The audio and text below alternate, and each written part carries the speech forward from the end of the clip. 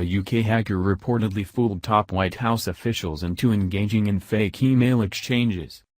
The self-proclaimed email prankster convinced a senior cybersecurity advisor he was the president's son-in-law, Jared Kushner, CNN says. He also goaded the then media chief, Anthony Scaramucci, in the guise of ex-chief of staff Reince Priebus. Concerns about cybersecurity are running high amid claims hackers interfered in the U.S. election. The White House told CNN it was investigating the latest incident and took the issue very seriously. The prankster posted some of the email exchanges on Twitter, where he describes himself as a lazy anarchist, and said he was doing it for fun. On Tuesday he promised not to target the White House again, but said you need to tighten up IT policy. Here are three of the most memorable parts of the hoax. 1. Security advisor gives out personal email address. Homeland Security Advisor Tom Bossert was apparently tricked into believing Mr. Kushner had invited him to a party and gave out his personal email address unsolicited. Tom, we are arranging a bit of a soiree towards the end of August, the fake Mr. Kushner wrote in emails shared with CNN. It would be great if you could make it. I promise food of at least comparable, quality to that which we ate in Iraq. Should be a great evening. Mr. Bossert replied, thanks, Jared. With a promise like that, I can't refuse. Also, if you ever need it, my personal email is, redacted. The cybersecurity advisor has not commented publicly on the reports. 2. Scaramucci wrote, a Shakespearean tale of jealousy and betrayal?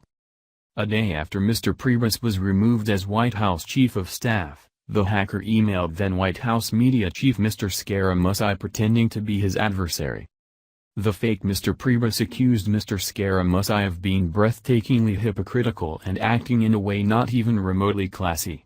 Mr. Scaramucci, appointed communications director a week earlier, had accused Mr. Priebus, a Republican Party stalwart, of leaking to the press. He also phoned the reporter to unleash a profanity-filled rant against Mr. Priebus, whom he called a paranoid schizophrenic. Tricked by the fake emails on Saturday, the real Mr. Scaramucci said, you know what you did. We all do. Even today.